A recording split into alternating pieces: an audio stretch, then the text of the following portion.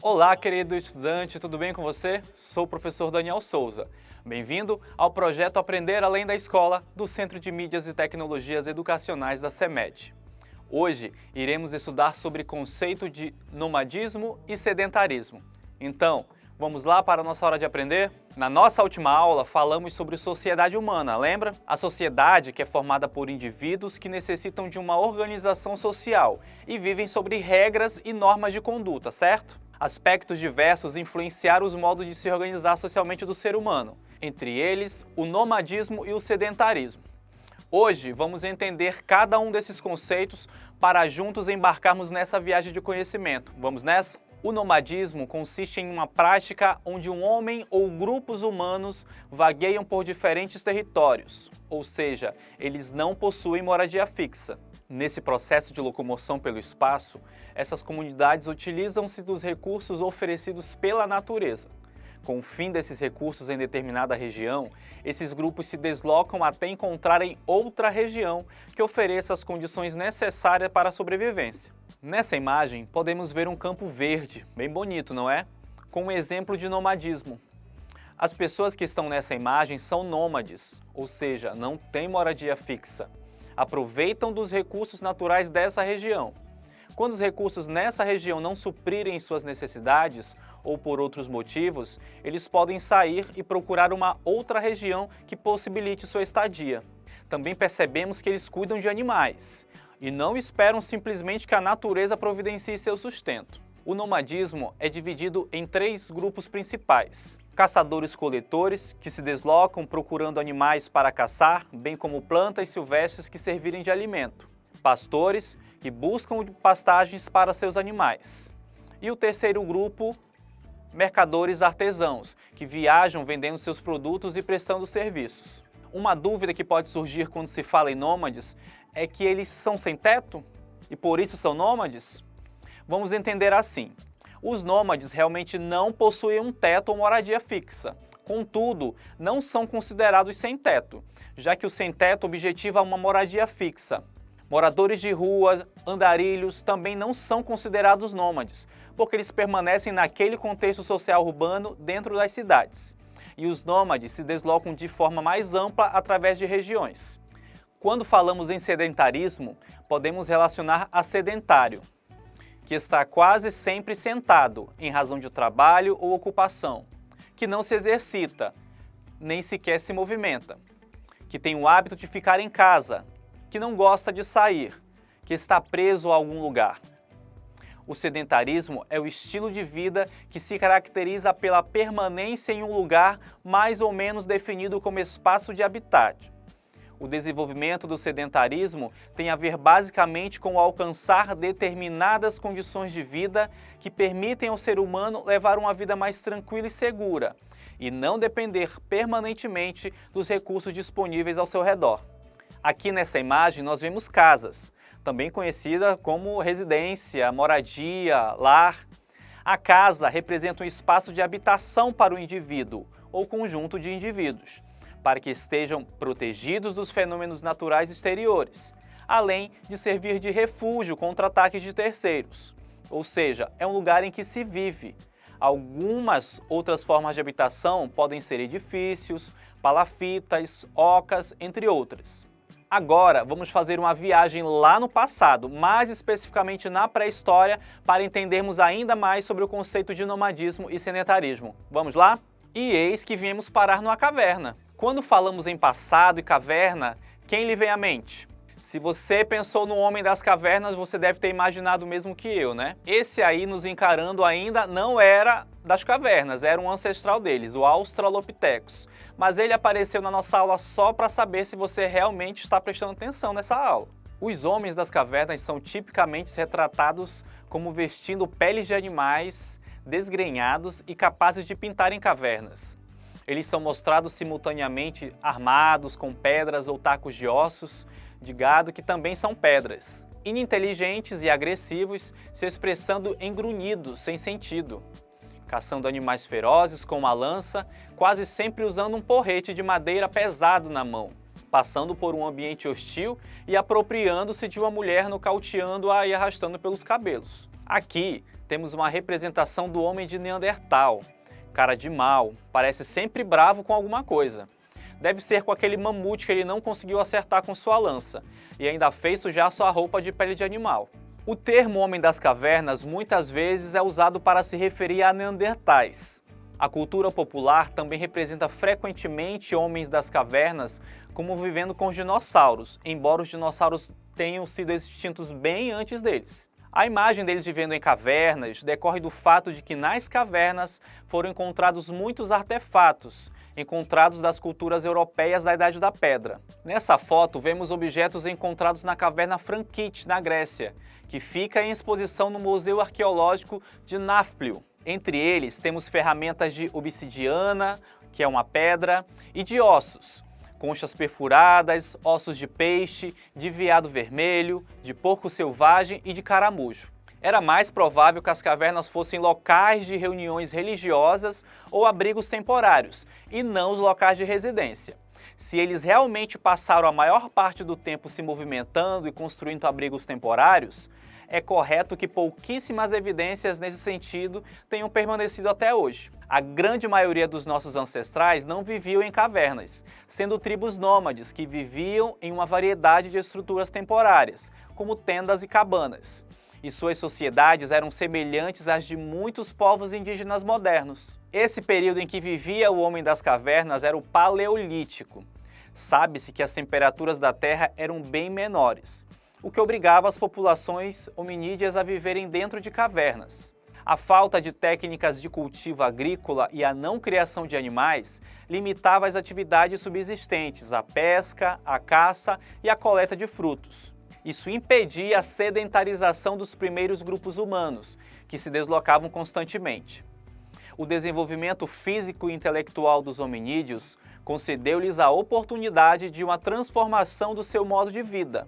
Uma das mais significativas descobertas dessa época foi o domínio sobre o fogo. Segundo alguns pesquisadores, os primeiros grupos a utilizarem este tipo de artifício se encontravam na porção oriental do continente africano. Essa descoberta ofereceu maior autonomia do homem em relação à natureza, ao complexificar os hábitos alimentares e aquecer sua morada. Além disso, o uso de madeira, pedras, marfim e ossos possibilitaram a fabricação dos primeiros instrumentos domésticos e de caça.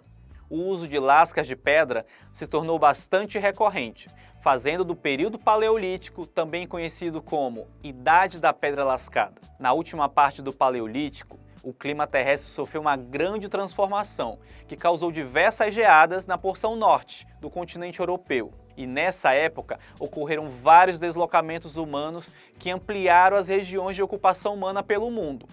Depois desse período de glaciações, nossos ancestrais já realizavam a caça de animais de grande porte, renas e mamutes, através da invenção de diferentes armadilhas. Além disso, as primeiras pinturas rupestres representavam cenas cotidianas e animais da época. Nessa imagem, observamos algumas características do Paleolítico que acabamos de falar. Vamos ver se prestou bem atenção nessa parte. Aqui, a gente observa a falta de técnicas de cultivo agrícola. Nossos antepassados acabavam usando e vivendo daquilo que a natureza oferecia naquele lugar. Por isso, o constante deslocamento dos grupos humanos. O domínio sobre o fogo foi importantíssimo, pois ofereceu uma maior possibilidade em relação aos hábitos alimentares, podendo comer aquela carne de mamute assada, quem sabe, não é? Será que era bom? A fabricação de instrumentos domésticos e de caça com lascas de pedra se tornou tão intensa que o Paleolítico ficou conhecido como Idade da Pedra Lascada. E mais um detalhe nessa imagem é a caça de animais de grande porte, como esse mamute, com a ajuda de diferentes armadilhas e armas como lanças de pontas de pedra. Como vimos no Paleolítico, a necessidade de se deslocar fez com que nossos antepassados fossem nômades, ou seja, não tinham um lugar fixo. Constantemente buscavam lugares para se proteger do frio e se alimentar. Com o passar do tempo, as coisas começaram a mudar. Como eu falei agora há pouco, o desenvolvimento físico e intelectual dos nossos antepassados possibilitou transformação de seu modo de vida. Avançando um pouquinho no tempo da pré-história, vamos chegar no Neolítico. Nesse período, as primeiras aldeias eram criadas próximas de rios, de modo a usufruir água para seres humanos e animais, e da terra fértil, onde eram colocadas sementes para o plantio. Também começou a domesticação de animais, como cabras, bois, dromedários, entre outros. O trabalho passa a ser dividido entre homens e mulheres. Enquanto os homens cuidam da segurança, da caça e da pesca, as mulheres plantam, colhem e cuidam dos filhos. A disponibilidade de alimento permite agora também um aumento do tempo de lazer. A necessidade de armazenar os alimentos e as sementes para o cultivo leva à criação das primeiras peças de cerâmica. Surge também o comércio com a troca de materiais. Uma aldeia, ao produzir mais do que o necessário, e para não perder grande parte da produção que não iria ser utilizada, troca o excesso por peças de artesanato, roupas e outros utensílios com outras aldeias. Nessa altura, os humanos deixam de usar peles de animais como vestimenta, que pelo seu peso dificultam a caça e muitas outras atividades, e passam a usar vestimentas de tecido de lã, linho e algodão, que eram mais confortáveis e leves. Nessa imagem nós percebemos algumas cenas reproduzidas do período neolítico.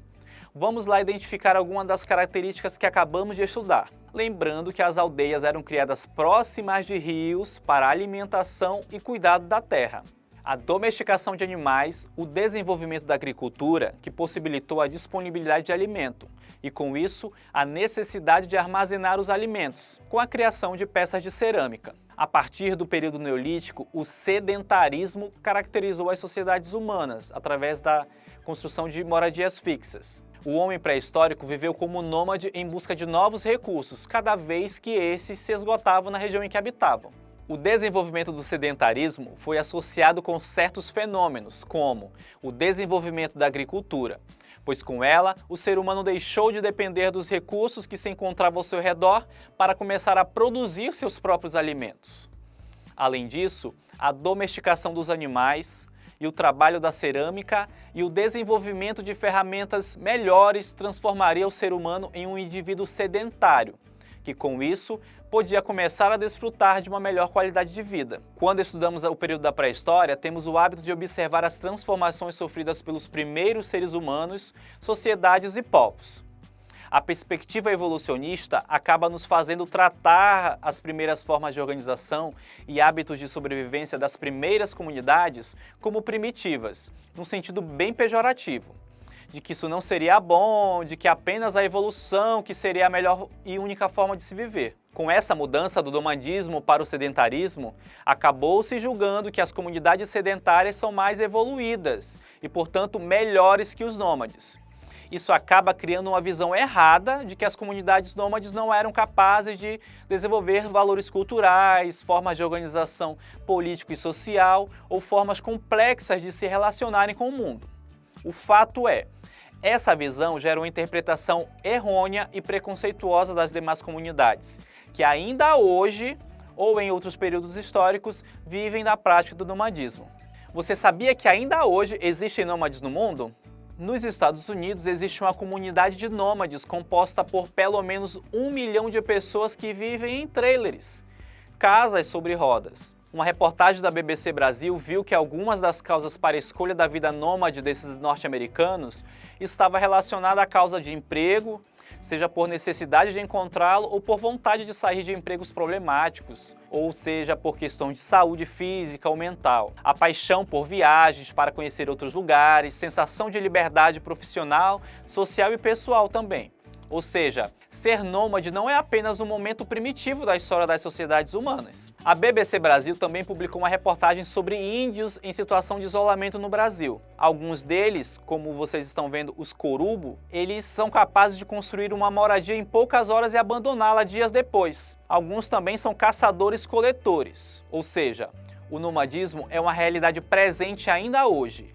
E isso não quer dizer que os sedentários sejam mais evoluídos e melhores que nenhum nômade. São formas diferentes de se relacionar com os indivíduos e com a natureza. Eu espero que você tenha entendido bem os conceitos de nomadismo e sedentarismo. E agora, estudante, vamos testar nossos conhecimentos? Acompanhe comigo a hora da atividade.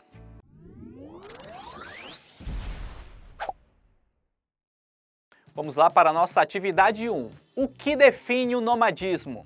Para quem prestou atenção na aula, essa vai ser fácil. Alternativa A. O desenvolvimento físico e intelectual dos nossos antepassados. Alternativa B. a produção de seus próprios alimentos e a domesticação dos animais. Alternativa C, o estilo de vida caracterizado pela permanência em um lugar mais ou menos definido como espaço de habitar. Letra D, a prática onde um homem ou grupos humanos vagueiam por diferentes territórios. Vamos à nossa resposta certa, que é a alternativa D. Nomadismo é a prática onde um homem ou grupos humanos vagueiam por diferentes territórios. Vamos lá para a nossa atividade 2. Assinale a alternativa que não indica uma característica do sedentarismo. Alternativa A, que não se exercita nem se quer movimentar. Alternativa B, que não tem moradia fixa. Alternativa C, caracterizado pela permanência em um habitat. E alternativa D, tem independência dos recursos disponíveis a seu redor. Vamos lá. Uma dessas características não é do sedentarismo. Se você disse a letra B, você acertou. Quem não tem moradia fixa são os nômades, não os grupos sedentários. Vamos à atividade 3. No período neolítico, houve uma série de transformações na vida do homem primitivo. Podemos considerar como um dos fatores do sedentarismo. Alternativa A, o desenvolvimento da agricultura. Alternativa B, dependência dos recursos disponíveis ao seu redor. Alternativa C, o surgimento de objetos feitos com pedras. E alternativa D, deslocamentos constantes. Qual desses fatores são relacionados ao sedentarismo? Se você acha que é a letra A, você acertou, muito bem. O desenvolvimento da agricultura contribuiu para a criação do sedentarismo. Agora vamos lembrar um pouco do que vimos na aula de hoje. Chegou a hora da revisão.